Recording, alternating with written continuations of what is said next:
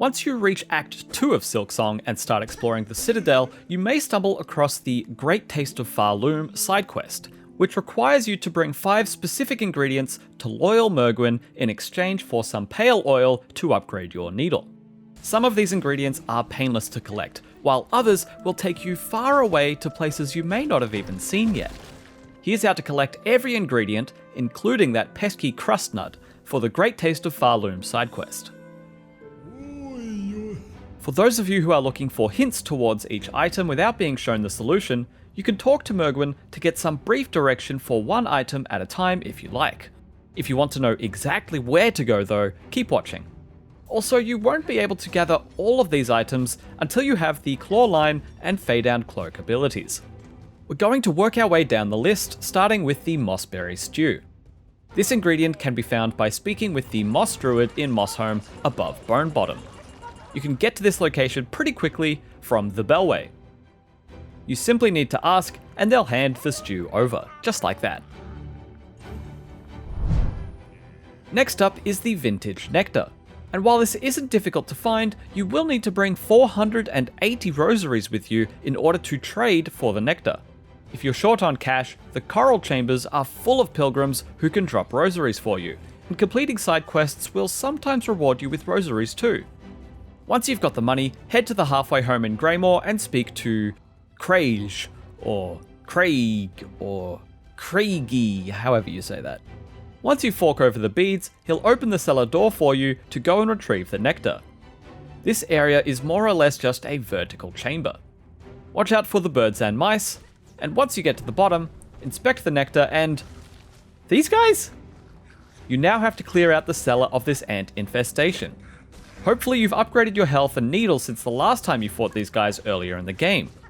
Clear all of the enemies as you climb up the room, and then once you reach the top and see rumbling, descend again and clear out the enemies that have replaced the ones you just took out. You'll then need to take out this Scar Guard too, and watch out for when he takes out this upper platform. Use all of your new abilities to stay mobile and out of range of its attacks. You could probably jump underneath the Scar Guard and attack up through the platform to sneak some hits in, like I did with this flying enemy. Once every ant in the cellar is defeated, the Vintage Nectar will reveal itself again, and you can pick it up before getting far, far away from this place. Now comes the first of the tricky ingredients to gather. The Courier's Rasher can be collected from the Courier brothers, Tip and Pill. To unlock these two Couriers, you need to complete the My Missing Courier wish, followed by the My Missing Brother wish. Once you've found both brothers, they'll set up a little stall above the shop in Bellheart, where they'll ask you to complete deliveries for them, including the delivery for the Courier's Rasher. This item is fragile and spoils over time. That means you can't use fast travel methods while it's in your possession without it breaking, so you'll need to take the Rasher to Mergwin quickly while on foot. You also need to avoid taking damage, as each hit you take damages the item too. Even bonking into walls while sprinting will degrade it. To help maximize Hornet's speed, I equipped the Silk Speed Anklets, which lets Hornet sprint faster. You can find this tool in Weave Nest Sindril in Far Fields. The fastest and safest way to get to Mergwin from Bellheart that we found was by traversing the blasted steps, sprinting through the Grand Gate, and then climbing the scales in this room, using the tunnel created by breaking this wall, and then emerging into the coral chambers before climbing the leftmost side and then running through the hot springs to make it to Mergwin. It's best to only attempt this run after getting the map and exploring the coral chambers extensively, so that you can make sure you don't get lost, and so any one-way barriers and other shortcuts are already unlocked. Fair warning, this route is made much easier when you have the Fade Down Cloak, as this lets you skip over a lot of the jumping puzzles in the blasted steps and get through them more quickly. It's also a requirement for accessing this shortcut in the Scales room behind the Grand Gate. Here's the full run we did to get the Rasher delivered. From Tip and Pill, drop down and sprint through the Shellwood. Travel across most of the bottom of Shellwood and then start climbing past the sign for the bench. Use your movement abilities when possible to keep up the pace.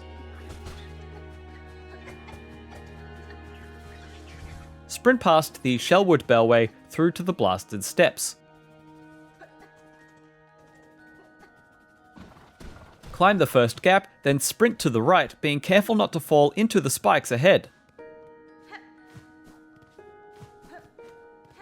In this next area is where you need to start using your double jump to skip encounters and puzzles.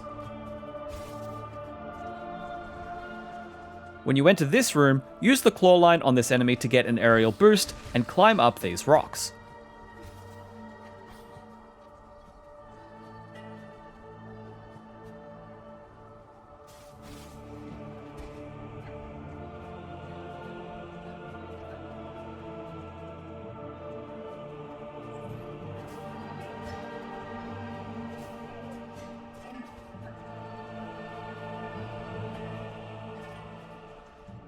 Once you're through, sprint through the Grand Gate until you reach the scales, then climb up.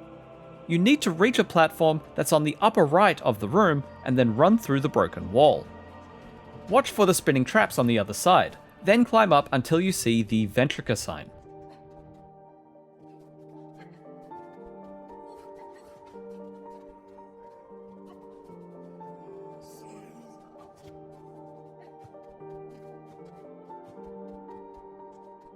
Run left past the Ventrica and climb up.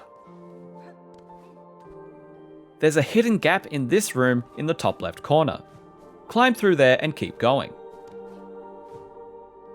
Go right until you see the springs, then climb up and go right to go through the springs room.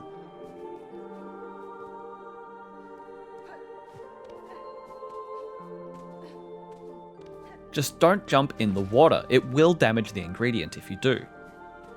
Run through the other side, climb through the hatch in the floor above, and then run to the right. Then quickly climb into the restaurant in the next room and sprint as fast as you can to Mergwin.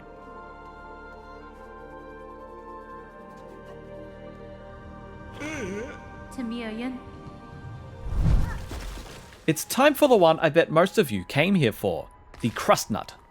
This ingredient isn't hard to gather per se, but it's very, very well hidden, even with Mergwin's hint. You'll definitely need the claw line for this, and the fade down cloak, while not required, will also help you a lot here. From the Blasted Steps Bellway, we need to travel down to the Pinstress's floating hut, past the Conchfly boss room. Rest at the Pinstress's hut, then jump up to the left and use these claw line hoops to climb to the top of the room.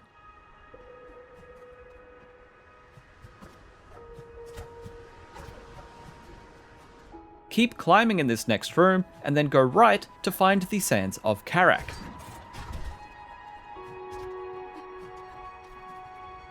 That's right, it's an entirely new area. Unless you've been here already, that is. This area's gimmicks are the destructible crust walls that you'll need to break apart, and the temporary platforms that are created whenever you break one of these baubles. Proceed to the right until you reach a large vertical room, then climb up and enter the room on your left to find Chakra for the map.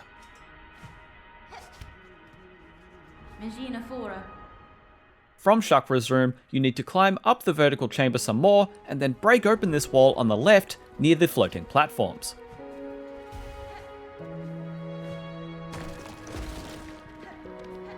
This entire next room is full of more spiky crusts that you need to destroy in order to clear a path. I recommend equipping the Druid's Eye tool to regain silk whenever you get hit, as there aren't too many enemies in this room to help you regenerate your health from. And while the spikes aren't too dangerous, there is such a large number of them that they may whittle your health down over time. Keep breaking walls, floors, and ceilings while trying to travel to the left, and eventually you will find what you have been seeking, the Crustnut.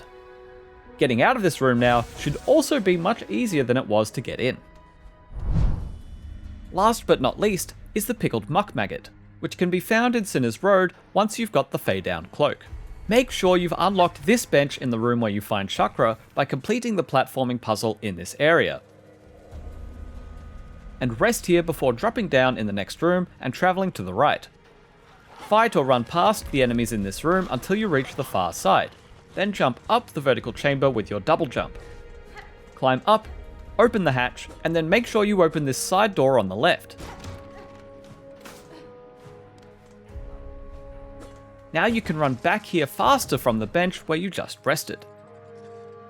Up and to the right of the door is a large room with a gong in it. Strike the gong and you will start a challenging combat encounter. Take out these two nasty chef flies, and then it's time to fight disgraced Chef Lugoli, who enters the room by splashing Muckmaggots at you. They'll do this throughout the whole fight, and getting hit by these will give you the same effect as if you had jumped into the Muckmaggot water from Sinner's Road and Bile Water.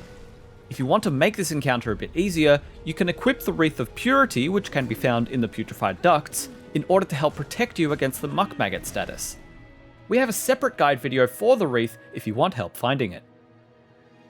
Lugoli moves surprisingly quickly, and of course deals double damage, so you need to stay agile even if you are protected from the Muckmaggots. Their sideways butt slam travels far across the screen, and their vertical strikes are very fast. Make ample use of your dash to get to safety, and learn the Muckmaggot patterns so you can reliably dodge them as they come. You can also strike the Muckmaggot blasts to keep them at a distance. If you're ever in the corner, take the next opportunity to dash or jump out, as you can easily get slammed against the wall here or cornered by the Muckmaggots. Halfway through the fight, Lugoli will begin diving under the stage before emerging again and sending more Muckmaggots your way, but it's not too different to the rest of the fight.